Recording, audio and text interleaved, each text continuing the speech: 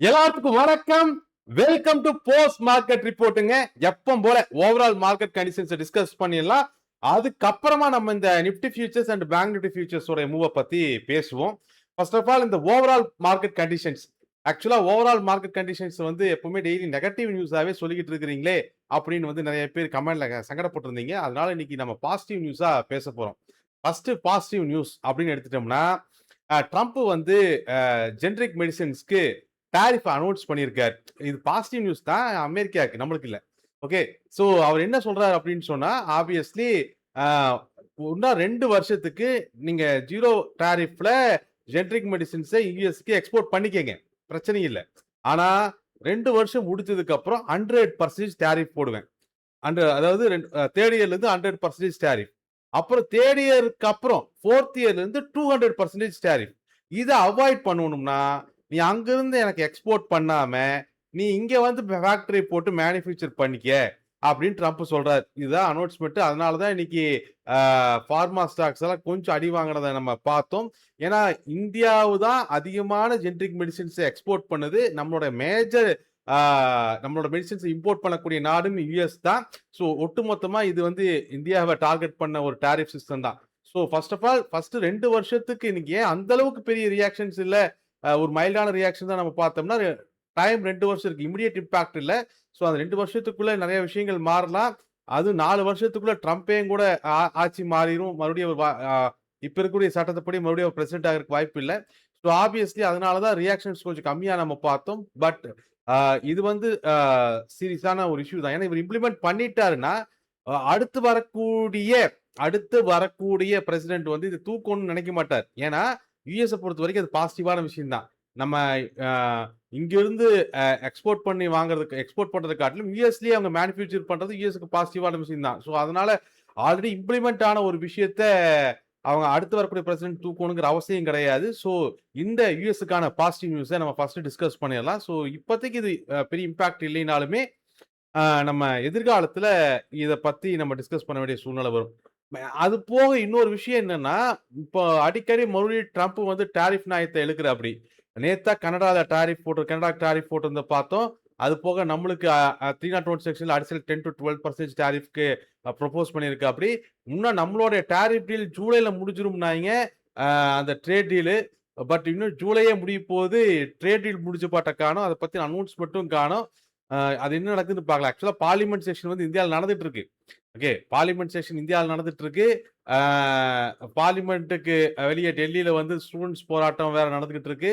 So இவ்வளோ பிரச்சனைகள் வந்து போயிட்டு இருக்கு, பொலிட்டிக்கல் பிரச்சனை. பட் அதெல்லாம் இந்திய பங்குச்சந்தைகளை பாதிப்பு ஏற்படுத்துமானா இந்த சூழ்நிலையில கிடையாது. இந்த சூழ்நிலையில டாரிஃப் டீல் பத்தின டிஸ்கஷன்ஸ் ஏதாச்சும் பார்லிமெண்ட் செக்ஷன்ஸ்ல இருக்கான்னு நம்ம பார்க்கலாம். Direct impact already long time capital gain tax abolish பண்ற ஐடியா இல்லைன்னு சொல்லிட்டாங்க. ஸோ அந்த நியூஸ் ஆல்ரெடி பார்லிமெண்ட் செக்ஷன்ல முடிஞ்சிருச்சு. பங்குச்சந்தைக்கு தேவையான ஏதாச்சும் ஆக்டிவிட்டி பார்லிமெண்ட்ல நடந்துச்சுன்னா அதை மட்டும் நம்ம டிஸ்கஸ் பண்ணுவோம். மற்றது எல்லாமே பொலிட்டிக்கல் ஆக்டிவிட்டி. இவங்க பஞ்சாயத்து பண்றாங்க, வெளிநாடு பண்றாங்களா, பொலிட்டிக்கல் ஆக்டிவிட்டி, அதுக்கும் நம்மளுக்கு சம்மந்தம் இல்லை. இது வரும்போது மட்டும், ஏதாவது எக்கனாமிக் பேஸ்ட் நியூஸஸ் வரும்போது மட்டும் நம்ம அதை பார்லிமெண்ட் ஆக்டிவிட்டியை டிஸ்கஸ் பண்ணிக்கலாம். ஸோ இது போக ஜியோ பொலிட்டிக்கல் டென்ஷன்ல ஏதாச்சும் மாற்றம் இருக்கானா இல்லை, மறுபடியும் அது எக்ஸ்கலேஷன்ல தான் இருக்கு. அதாவது ஒரு 20% ஆஃப் டாரிஃப் வந்து மூவ்மெண்ட் வந்து ஆயில் மூவ்மெண்ட் வந்து அந்த ஹார்முஸ் ஜலசந்தி வழியா நடந்துகிட்டு இருந்துச்சு. இப்ப அந்த 33 கிலோமீட்டர்ல ஆல்ரெடி பஞ்சாயத்து பண்ணி அது ஆக்சுவலா இப்ப அது வழியா டிரான்ஸ்போர்ட் நடக்குதா நடக்கலையான்னு கூட யாருக்கும் தெரியல. அமெரிக்கா வந்து ஹார்முஸ் ஜலசந்தி ஓப்பன்ல தான் இருக்கு, எல்லா கப்பலை கொண்டு போய் ஓட்டுங்க அப்படிங்கிறாங்க. ஈரான் வந்து இந்த பக்கம் ஏதாச்சும் வந்துச்சுன்னா இங்கிட்டு இருந்து மிசைல் வரும் அப்படிங்கிறாங்க. பத்தாவதுக்கு ஒரு 10% க்ரூட் ஆயில் டிராபிக் வந்து இந்த ரெட் சி வழியா, அந்த மந்தீப் ஜலசந்தி வழியா ரெட் சி மூலியமா நடந்துகிட்டு இருந்துச்சு. அது வழியா தான் இந்த யுஏஇ, சவுதி அரேபியா இவங்கெல்லாம் வந்து ஆயில் எக்ஸ்போர்ட் பண்ணிட்டு இருந்தாங்க. இப்போ 2 நாளா அங்கிட்டும் பஞ்சாயத்து நடந்துகிட்டு இருக்கு. ஓகே, அந்த யமன்ல இருந்து ஆப்ரேட் பண்ணக்கூடிய அந்த குரூப்னால. ஸோ ஆப்வியஸ்லி இன்னைக்கு க்ரூட் ஆயில் விலை ஏறினதுலாம் பெருசா ஆச்சரியப்படுறதுக்கெல்லாம் ஒண்ணும் இல்லை. ஏன்னா இதெல்லாம் எப்படி பாசிட்டிவா சொல்றதுன்னு தெரியல. சரி, ஆக்சுவலா இப்போதைக்கு பாசிட்டிவா நம்ம ஏதாச்சும் இந்தியன் ஸ்டாக் மார்க்கெட் சொல்லணும்னா, நம்ம ஆல்ரெடி டெய்லி பேசிட்டு இருக்கிற மாதிரி டொமஸ்டிக் கன்சம்ஷன் நல்லா இருக்கு இந்தியாவை பொறுத்த வரைக்கும். லாங் டைம் இன்வெஸ்ட்மெண்ட்ஸ்க்கெல்லாம் தாராளமா யோசிக்கலாம். ஷார்ட் டேர்ம்ல இந்த ஜியோ பொலிட்டிக்கல் டென்ஷன், இந்த டாரிஃப் டீல்ஸ் இதெல்லாம் முடியிற வரைக்கும் இந்த வாலட்டிலிட்டி இருந்துகிட்டு தான் இருக்கும். அதுவும் இந்த வாலட்டிலிட்டி வந்து இதெல்லாமே இந்தியாவ ஏன்னா க்ரூட் ஆயிலும் 85% நம்ம வாங்குறோம். அ அ நம்ம அந்த அளவுக்கு பெரிய எக்ஸ்போர்ட்ஸ் பண்றோமா அப்படின்னு சொன்னா ட்ரேட் டெஃபிசிட் பெருசா இருக்கு. எக்ஸ்போர்ட் பண்ணிட்டு இருக்கக்கூடிய பஞ்சாயத்துகள்ல முக்கியமா சாஃப்ட்வேர், ஃபார்மா, டெக்ஸ்டைல்ஸ் இதெல்லாம் தான். அதுலயுமே சிக்கல்கள் வரும்பொழுது, அ இன்டர்மீடியேட்டா இந்திய பங்குச் சந்தைகள்ல இந்த நெகட்டிவ் வாலட்டிலிட்டி இருக்கத்தான் செய்யும். லாங் டெர்ம் ஃபண்டமெண்டல் பார்க்கும்பொழுது டொமஸ்டிக் கன்சம்ப்ஷன் நல்லா இருக்கு. ஸோ ஆப்வியஸ்லி அத நம்ம லாங் டெர்ம் பர்ப்பஸ்க்கு நம்ம பயன்படுத்திக்கலாம். பட் இன்ட்ராடே ஆக்டிவிட்டீஸ பொறுத்தவரைக்கும் டிசிப்ளினா மூவ் பண்றது தான் பெஸ்ட்டான ஒரு சொல்யூஷன். ஈவன் ஐடி சர்வீசஸ பொறுத்தவரைக்குமே நீங்க அசெஞ்சர், சிடிஎஸ் இவங்களுடைய பேச்சு கேட்டிருப்பீங்க. அவங்களோட ஆனுவல் ரிப்போர்ட்ஸ் எல்லாம் குவார்ட்டர்லி ரிப்போர்ட்ஸ் எல்லாம் பார்த்திருப்பீங்க. அ அதாவது கன்சல்டன்சி கன்சல்டன்ட் டிமாண்டே இல்லைங்கிறான். ஐடி ஸ்பெண்டிங்ஸ்லாம் தள்ளி போடுறான் அப்படிங்கிறான். ஏஐ வந்து அப்பப்போ ப்ராஃபிட் புக்கிங் நடந்தாலுமே ஏஐ பத்தி அடுத்தடுத்து வரக்கூடிய ஆ அந்த ஏர்னிங்ஸ் வந்து ஓரளவுக்கு ஸ்ட்ராங்கா இருக்கிறதுனால 2 நாள் ப்ராஃபிட் புக்கிங் நடந்துச்சுன்னா, ஒரு 3வது நாள் மறுபடியும் பவுன்ஸ் பேக் ஆகுறது அந்த மாரி தான் ஏஐ ஓடிக்கிட்டு இருக்கு. ஈவன் இன்னைக்கு யுஎஸ் மார்க்கெட்ஸ பொறுத்தவரைக்கும் ஒட்டுமொத்த ஃபோக்கஸுமே கூகுளோடைய ரிசல்ட்ஸ நோக்கி தான் இருக்கும். ஓகே. ஒரு பக்கம் ஜியோ பொலிட்டிக்கல் டென்ஷன் போயிட்டு இருந்துச்சு. இன்னொரு பக்கம் வந்து ஆ டாரிஃப் இஷ்யூ இருந்தாலுமே, இன்னைக்கு யுஎஸ் மார்க்கெட்டோடைய கவனம் அப்படிங்கிறது, கூகுளோட ரிசல்ட்ஸ் எப்படி இருக்கு அப்படிங்கிறத பார்க்குறாங்க. கூகுளோட ரிசல்ட்ஸ் நல்லா இருந்துச்சுன்னா, மறுபடியும் ஏஐல ப்ராஃபிட் புக் பண்றதுக்கு யோசிப்பாங்க. கூகுளோட ரிசல்ட்ஸ் நல்லா இல்ல ஏஐல வந்து பெரிய வெறும் ஸ்பெண்டிங் மட்டும் தான் இருக்கு. பெரிய அளவு ரெவென்யூ இல்ல அப்படிங்கிற மாரி ஏதாச்சும் இருந்துச்சுன்னா, மறுபடியும் யுஎஸ் மார்க்கெட்ல நாங்க ஏஐ ஸ்டாக்ஸ்ல ப்ராஃபிட் புக்கிங் பண்றோம் அப்படின்னு அங்கிட்டு மறுபடியும் இறக்குவாங்க. ஸோ கூகுளோட ரிசல்ட்ஸுமே இன்னைக்கு குளோபலா நம்ம பார்க்க வேண்டிய ஒண்ணு தான். ஓகே. ஸோ இவ்ளோ இதெல்லாம் தான் நம்ம முக்கியமா கவனம் செலுத்த வேண்டியது. மத்தபடி இன்னைக்கு நோட்டபிளா அ பார்த்தோம்னா பெரிய ஆர்டிகிள்ஸ்ல இன்னைக்கு முக்கியமா ஒரு ஆர்டிகிள் கண்ல பட்டுச்சு. பட் அது பங்குச்சந்தைக்கு எந்த அளவுக்கு ஹெல்ப் பண்ணும்னு தெரியல. பட் அந்த ஆர்டிகிள் வந்து கம்ப்ளீட்டா வெனிசுலாவ பத்தினது. வெனிசுலாவ பொறுத்தவரைக்கும் நம்மளுக்கு தெரியும். கொஞ்ச நாளைக்கு முன்னாடி தான் அண்ணன் ட்ரம்ப் அங்க போய் அங்கிட்டு இருந்த ஒரு அந்த நாட்டோட அதிபர தூக்கிட்டு வந்து இங்க அடைச்சுட்டு, வெனிசுலா ஆயில் எல்லாத்தையும் தன்னோட கட்டுப்பாட்டுக்குள்ள கொண்டு வந்திருந்தார். இப்ப பா பா பிரச்சனை என்னன்னா, வெனிசுலால சமீப காலத்துக்கு கொஞ்ச நாளைக்கு முன்னாடி நிலநடுக்கம் வந்தது எல்லாத்துக்கும் தெரியும். அது மிகப்பெரிய சேதத்த வெனிசுலா கொண்டு வந்தது தெரியும். அத சரி செய்யறதுக்கு ஒரு $13 பில்லியன் ஆகும் அப்படிங்கிற ஒரு கணக்கீடு வந்துட்டு இருந்துச்சு. ஆக்சுவலா அ அந்த கணக்கீடு வந்துட்டு இருக்கும் பொழுது பேஸ் பண்ணித்தான் இந்த ஆர்டிகிள் வெளிய வந்திருக்கு. கடந்த வருஷம் வந்து ஒன்ஸ் வெனிசுலாவோட ஆயில வந்து யுஎஸ் கையில எடுத்ததுக்கு அப்புறம், வெனிசுலாவோட ஆயில மட்டுமே கிட்டத்தட்ட 13, 14 பில்லியனுக்கு யுஎஸ் டர்ன் ஓவர் பண்ணியிருக்காங்க. அதாவது 13, 14 பில்லியனுக்கு ஏன்னா இப்ப ஆயிலுடைய சேல்ஸ் எல்லாமே யுஎஸ் கம்பெனிகள் மூலியமா தான் நடக்குது. ஓகே. வெனிசுலா டைரக்ட்டா வெளி மார்க்கெட்ல போய் ஆயில் விக்குதான்னு இல்ல. ஒன்ஸ் யுஎஸ் கண்ட்ரோல் எடுத்ததுக்கு அப்புறம் எல்லா ஆயிலுமே யுஎஸோட அக்கவுண்ட்ஸ் குழியா தான் புகுந்து வெளிய வருது. இப்போ 13, 14 பில்லியனுக்கு ஆயிலோட டர்ன் ஓவர் நடந்திருக்கு. சேல்ஸ் நடந்திருக்கு. ஆனா, வெனிசுலாக்கு ஆக்சுவலா எவ்வளோ பணம் போயிருக்குன்னா, 800 மில்லியன் தான் போயிருக்கு. 800 மில்லியன் போயிருக்கு. சில பேர் அது வெறுமனே 300 மில்லியன் தான் அப்படின்னு சொல்லி அந்த ஆர்டிக்கிள்ல மென்ஷன் பண்றாங்க. அதாவது மிச்சம் வந்து 12 பில்லியன் எங்க போச்சு அப்படின்னு கேட்டா, யுஎஸ் கவர்ன்மெண்ட் என்ன சொல்லுதுன்னா, வெனிசுலா எம்ப்ளாயீஸ்க்கு சம்பளம் குடுத்ததுல போயிருச்சு அப்படின்னு ஒரு ஒரு அதிகாரி சொல்றாரு. இன்னொரு அதிகாரி நாங்க வச்சிருக்கோம். தேவைப்படும்போது குடுப்போம் அப்படிங்கிறாரு. அந்த அக்கவுண்ட்ஸ்ல இல்லவே இல்ல. ஒரு 12 பில்லியன் யுஎஸ் டாலர் வந்து அக்கவுண்ட்ஸ்ல இல்ல. ஆனா வித்தது வந்து கிட்டத்தட்ட 13, 14 பில்லியனுக்கு டர்ன் ஓவர் நடந்திருக்கு. 300லிருந்து 800 மில்லியன் வரைக்கும் தான் வெனிசுலா கவர்ன்மென்ட்க்கு போயிருக்கு. வெனிசுலாவுக்கு போயிருக்கு. மத்த பணமெல்லாம் எங்க போச்சுன்னு தெரியல.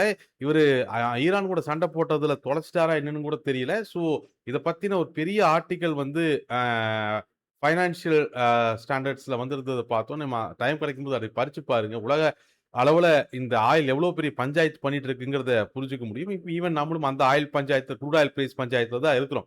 ஸோ இது எல்லாத்தையும் போக இப்போதைக்கு இந்தியன் மார்க்கெட்ல ஃபோக்கஸா இருக்கக்கூடியது அப்படின்னு பார்த்தோம்னா, நம்மளுடைய Q1 ரிசல்ட்ஸ் தான். அதுக்கும் நாளைக்கு முக்கியமான ரிசல்ட்ஸ். ஆக்சுவலா நாளைக்கு நீங்க பார்த்தீங்கன்னா, ஒரு பக்கம் இன்ஃபோசிஸோடைய ரிசல்ட்ஸ் வருது. இன்னொரு பக்கம் இண்டிகோவோடைய ரிசல்ட்ஸ் வருது. நெறைய ரிசல்ட்ஸ் வருது நாளைக்கு. நாளைக்கான இன்ஃபோசிஸ், கிளிப்பா, இண்டிகோ இதெல்லாம் நாளைக்கு முக்கியமா வாட்ச் பண்ணக்கூடிய ஒரு ரிசல்ட்ஸ்ல இருக்கு. ஸோ அதையும் நம்ம பார்க்கணும். ஸோ இப்போதைக்கு ஜியோ பொலிட்டிக்கல் டென்ஷன் சரியாயி ஓகே. இந்தியன் மார்க்கெட்டுக்கு பாசிட்டிவ்னா இந்தியன் மார்க்கெட்ஸ்க்கு பாசிட்டிவ்னா ஷார்ட் டெர்ம்ல. லாங் டெர்ம்ல டொமஸ்டிக் கன்சம்ப்ஷன் ஸ்ட்ராங்கா இருக்கிற வரைக்கும் அது இந்தியன் மார்க்கெட்டுக்கு பாசிட்டிவ் தான். இந்தியன் மார்க்கெட் குரோயிங் எக்கானமி தான். அதுல எந்த ஒரு குழப்பமும் கிடையாது.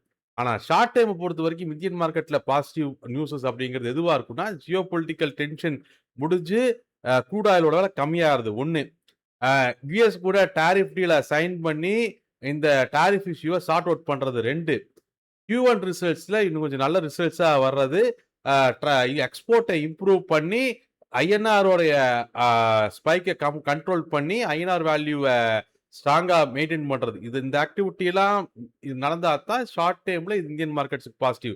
ஐஎன்ஆர் வந்து ரொம்ப வீக்காக பர்ஃபார்ம் பண்ணுற வரைக்கும், க்ரூட் ஆயில் விலை அதிகமாக இருக்கிற வரைக்கும், அதுக்கு காரணமான ஜியோ பொலிட்டிக்கல் டென்ஷன் தொடர்ந்து நீடிக்கிற வரைக்கும், ஸோ ஆப்வியஸ்லி டாரிஃப் டீலை வச்சுட்டு மறுபடியும் ட்ரம்ப் பயமுறுத்திட்டு இருக்கிற வரைக்கும் டெம்பரவரி வாலட்டிலிட்டி இருக்கத்தான் செய்யும். தட் இஸ் அதுதான் ரியல் மேக்ரோ எக்கனாமிக்ஸ் இங்கே சுச்சுவேஷன். ஓகே நெகட்டிவாகவே ப்ரொஜெக்ட் பண்ணுறோம் அப்படின்னா நெகட்டிவாக தான் இருக்குது இப்போதைக்கு சூழ்நிலை. ஸோ அதை அண்டர்ஸ்டாண்ட் பண்ணிக்கோங்க. என்ன சூழ்நிலையாக இருந்தாலும் டிசிப்ளினாக மூவ் பண்ணுங்க, ஹெட்ஜஸ் எடுத்து மூவ் பண்ணுங்க. இங்கே நீங்கள் இன்வெஸ்ட்மெண்ட்ஸையும் ஹெட்ஜ் பண்ணிக்க முடியும், ட்ரேடிங்கும் ஹெட்ஜ் பண்ணிக்க முடியும், எல்லாத்தையும் டிசிப்ளினாகவும் கையாண்டுக்க முடியும். டிசிப்ளினாகவும் கையாண்டுக்க முடியும். லாங் டைம் இன்வெஸ்ட்மெண்ட்ஸை பொறுத்த வரைக்கும் கேள்வி இல்லை. இப்போ ஆக்சுவலாக 2 நாளாக கோல்டு ஓரளவுக்கு இந்த கன்ஃபியூஷன்ஸில் மறுபடியும் பஞ்ச் பண்ணிட்டு இருக்காங்க. பட் கோல்டை பொறுத்த வரைக்கும் அது ஓவரால் கன்சால்டேஷன் ஜோனில் தான் இருக்கு. 2 வருஷத்துக்கு இல்லை முன்னாடி, இல்லை 1 வருஷத்துக்கு முன்னாடி கொடுத்த அளவுக்கு பெரிய ஸ்பைக் கொடுக்கும் அப்படிங்கிற மைண்ட் செட்டோட இப்போதைக்கு ஷார்ட் டைமில் கோல்ட்ஸ்குள்ளே போகிறது அந்த அளவுக்கு அட்வைசபிள் இல்லை. ஸோ லாங் டைமில் ஈக்விட்டிஸில் வைக்கிறதும் தப்பு இல்லை. பட் ஹெட்ஜஸ் பண்ணுறது எப்படிங்கிறத புரிஞ்சுக்கோங்க. ஷார்ட் டைம் வாலட்டிலிட்டி இருக்கத்தான் செய்யும். அதே மாதிரி இன்ட்ராடே பண்ணுறீங்க, இந்த ட்ரேடிங் பண்ணுறீங்கன்னா ஹெட்ஜிங் ரொம்ப முக்கியங்கிறத ஞாபகம் வச்சுக்கோங்க. நம்ம வேல்யூஸை டிஸ்கஸ் பண்ணிடலாம். வேல்யூஸை பொறுத்த வரைக்கும் இன்னத்த மார்க்கெட்டை பொறுத்த வரைக்குமே first support intraday support 24,132 first intraday support 24,132 ஆரம்பிச்சு, அப்புறம் பொசிஷனல் ஹெடில் தொட்டு, அப்புறம் அதுக்கு கீழே செகண்ட் இன்ட்ராடே சப்போர்ட் 24,028 தொட்டு, 3வது இன்ட்ராடே சப்போர்ட் 24,958 ஒரு 3 மணி நேரம் சண்டை போட்டு அதுக்கு மேலே மார்க்கெட்டை க்ளோஸ் பண்ணியிருக்காங்க. ஸோ ஆப்வியஸ்லி மார்க்கெட்டோட மூவ்மெண்ட்ஸ் வந்து நம்ம குழப்பிக்கிற அளவுக்குலாம் மூவ்மெண்ட்ஸ் இல்லை. ஏதோ ஒரு டைரக்ஷனில் அது தெளிவாக மூவ் ஆகிட்டு தான் இருக்குது. ஹெட்ஜஸ் எடுத்து நம்ம டிசிப்ளினாக மூவ் பண்ணிட்டு தான் சரி. க்ளோஸை பொறுத்த வரைக்குமே இது ஒரு ஃப்ளாட் டு நெகட்டிவ் க்ளோஸு. இந்த க்ளோஸை பொறுத்த வரைக்கும் நாளத்த மார்க்கெட்டினுடைய ரெசிஸ்டன்ஸ் அண்ட் சப்போர்ட்டை நம்ம டிஸ்கஸ் பண்ணிடலாம். நாளத்த மார்க்கெட்டினுடைய ரெசிஸ்டன்ஸ் சப்போர்ட்னு பார்த்தோம்னா பிரைமரி ரெசிஸ்டன்ஸ் வந்து 24,028 பிரைமரி ரெசிஸ்டன்ஸ். அதுக்கு மேலே பொசிஷனல் ஹெடில் 24,068. அதுக்கு மேலே மந்த்லி சப்போர்ட்ஸ் மந்த்லி ரெசிஸ்டன்ஸ்னு பார்த்தோம்னா 24,272, 24,328. அதுக்கு அடுத்த பொசிஷன் ஹெடில் 24,558. அதே மாதிரி பிரைமரி சப்போர்ட் வந்து 23,968. அது கீழே அடுத்த மந்த்லி சப்போர்ட்ஸ் பார்த்தோம்னா 23,832, 23,762. அதுக்கு கீழே ஹெடில் 23,538. இன்ட்ராடே ரெசிஸ்டன்ஸை பொறுத்த வரைக்கும் 232, 162, 128, முன்னாடி 24,000 சேர்த்திக்கிங்க. அதே மாதிரி இன்ட்ராடே சப்போர்ட்ஸை பொறுத்த வரைக்கும் 23,932, 858, 23,728. இதெல்லாம் வந்து இன்ட்ராடே சப்போர்ட்ஸ். 23,728 இதெல்லாம் இன்ட்ராடே சப்போர்ட்ஸ். ஓப்பன் இன்ட்ரெஸ்ட்டை பொறுத்த வரைக்கும் என்ன காமெடி பண்ணியிருக்காங்க அப்படிங்கிறத பார்க்கலாம். ஓப்பன் இன்ட்ரெஸ்ட்டை பொறுத்த வரைக்கும் பியர்ஸோடைய டிஃபென்ஸ் அட்டாக் ரெண்டுமே நல்லா இருக்கு. அட்டாக் பொசிஷன்ஸை ஓரளவுக்கு அங்கங்கே இன்க்ரீஸ் பண்ண ஆரம்பிச்சிருக்காங்க. புல்ஸை பொறுத்த வரைக்குமே மெயினான ஏரியாக்களில் மட்டும் டிஃபென்ஸை மெயின்டைன் பண்ணுறாங்க. மற்றபடி அட்டாக் பொசிஷன்ஸை இவங்க ஒன்றுமே இன்க்ரீஸ் பண்ணவே இல்லை. அட்டாக் பொசிஷன்ஸை எங்கேயும் இன்க்ரீஸ் பண்ணல. லாஸ்ட் வீக் ஆஃப் எக்ஸ்பீரியல் இருக்கும் ஜூலை மந்தோட இது. இவங்களோட ஓவரால் கான்சன்ட்ரேஷனை பார்த்தோம்னா பொசிஷனல் சுற்றி தான் பஞ்சாயத்து பண்ணி வச்சிருக்காங்க. பொசிஷனல் சுற்றி தான் ஸ்ட்ராங்கான டிஃபென்ஸ் 2 பேரும் மெயின்டைன் பண்ணி வச்சிருக்காங்க. பார்க்கலாம். பார்த்து பியர்ஸை பொறுத்த வரைக்கும் அங்கங்கே டிஃபென்ஸை பில்ட் பண்ண ஆரம்பிச்சிருக்காங்க. அட்டாக்கை பில்ட் பண்ண ஆரம்பிச்சிருக்காங்க. டிஃபென்ஸ் ஆல்ரெடி ஸ்ட்ராங்காக தான் இருக்கு. மார்க்கெட்ஸ் ஓஏ பொடி நம்ம பார்த்தோம்னா அட்டாக் பொசிஷன்ஸை புல்ஸ் மறுபடியும் பில்ட் பண்ண ஆரம்பிச்சா தான் புல்ஸுக்கு பாசிபிலிட்டிஸ் இருக்கும். பட் எனிவே இந்த ஓப்பன் இன்ட்ரெஸ்ட் அப்படிங்கிறது டெண்ட் டு சேஞ்ச். இப்போ இருக்கக்கூடிய ஒரு ட்ரேடருடைய மனநிலையத்தை அது பிரதிபலிக்கும். மறுபடியும் நாளைக்கு காலையில் செக் பண்ணிக்கோங்க. அண்ட் பேங்க் நிஃப்டி பொறுத்த வரைக்கும் சிங்கோடைய ஸ்டார்டிங் பாயிண்ட் 57,788 தொடங்கி சிங்கோட எண்ட் பாயிண்ட் 57,222 டச் பண்ணி அப்புறம் அதுக்கு மேலே மறுபடியும் க்ளோஸ் பண்ணுறதுக்கு சாயங்காலம் வரைக்கும் ஒரு 2-3 மணி நேரம் ஃபைட் பண்ணி கடைசி நேரத்துலையும் கூட 57,222 மேலே கொண்டு வந்து புஷ் பண்ணி க்ளோஸ் பண்ணுறதுக்கு முயற்சி பண்ணி அங்கேயும் புல்ஸ் ஃபெயிலியர் ஆகி 57,222 கீழே தான் க்ளோஸ் பண்ணியிருக்காங்க. ஓகே. ஒரு கம்ப்ளீட் ஸ்விங் வந்து இன்னைக்கு பேங்க் நிஃப்டில கம்ப்ளீட் ஆயிருக்கு. கன்சால்டேஷன்லாம் க்ளோஸ் வந்து கன்சால்டேஷன்ல தான் க்ளோஸ் ஆயிருக்கு. ஆனா ஃபிளாட் டு நெகட்டிவ் க்ளோஸ். இந்த க்ளோஸ பொறுத்தவரைக்கும் நாளத்தின் மார்க்கெட்டினுடைய பிரைமரி ரெசிஸ்டன்ஸ் 57,222 அதுதான் மந்த்லி ரெசிஸ்டன்ஸும் கூட. அதுக்கு மேல அடுத்தடுத்த மந்த்லி ரெசிஸ்டன்ஸ்னு பார்த்தோம்னா 57,788, 58,332, 58,882. அதே மாதிரி பிரைமரி சப்போர்ட் வந்து 57,162. அதுக்கு கீழ அடுத்தடுத்த மந்த்லி சப்போர்ட்ஸ்ன்னு பார்த்தோம்னா 56,862, 56,318 அண்ட் 55,872 அண்ட் 55,232. இதெல்லாம் வந்து அடுத்தடுத்த monthly supports. Okay. So obviously வேற முக்கியமான விஷயங்கள் எதுவும் இல்ல. முதல்ல இப்போதைக்கு ஃபர்ஸ்ட் ஜியோ பொலிட்டிக்கல் டென்ஷன் எப்படி மூவ் ஆகுதுன்னு பார்த்துட்டு இன்னைக்கு வரக்கூடிய கூகுளோட ரிசல்ட்ஸ் எப்படி இருக்கு, நாளைக்கு நம்மளோட ரிசல்ட்ஸ் எப்படி இருக்குன்னு பார்க்கலாம். மற்றபடி இசிபியோட இதெல்லாம் நம்ம நாளைக்கு போஸ்ட் மார்க்கெட் ரிப்போர்ட் டிஸ்கஸ் பண்ணிக்கலாம். ஓப்பன் இன்ட்ரெஸ்ட்லயும் பெரிய அளவுக்கான டிஃபரன்ஸ் இல்லை பேங்க் நிஃப்டியில அதே மாதிரி தான் இருக்கு. எல்லா பக்கம் வீக்கா இருக்கு. பட் பியர்ஸோடைய டிஃபென்ஸ் ஓரளவுக்கு இம்ப்ரூவ் பண்ணியிருக்காங்க இன்னைக்கு. புல் சைட்ல வந்து டிஃபென்ஸும் பெருசா ஒன்றும் இல்லை, அட்டாக் பொசிஷன்ஸும் ஃபுல்லாக கவர்ட் ஆயிருக்கு. பியர் சைடில் டிஃபென்ஸ் ஓரளவுக்கு பில்ட் பண்ணியிருக்காங்க. But anyway whatever happens வேல்யூவில் மூவ் பண்ணிக்கங்க. ஓகே. ஏன்னா இப்போ இருக்கக்கூடிய சந்தைகளை பொறுத்த வரைக்குமே நியூஸ் மேக்ரோ எக்கனாமிக் ஆக்டிவிட்டிஸ்ங்கிறது மார்க்கெட்டே தான் இருக்கும். ஏன்னா அது ஒரு ஆள் தீர்மானிக்கிறது இல்லை.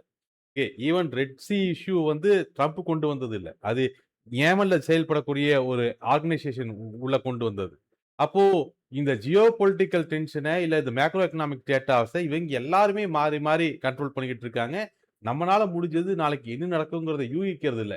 என்ன நடந்தாலும் நம்மளுடைய பொசிஷன் சேஃபா வச்சிருக்கோமா, நம்ம தெளிவா ஹேண்டில் பண்றோமா, நம்ம ஹெட்ஜஸ் எடுத்திருக்கோமா, நம்மளுடைய ரிஸ்க் மேனேஜ்மெண்ட் நல்லா இருக்கா அப்படிங்கிறத மட்டும் நம்ம பார்க்கணும். அதைத்தான் நீங்க அதுல தான் நம்ம கவனம் செலுத்தணும்.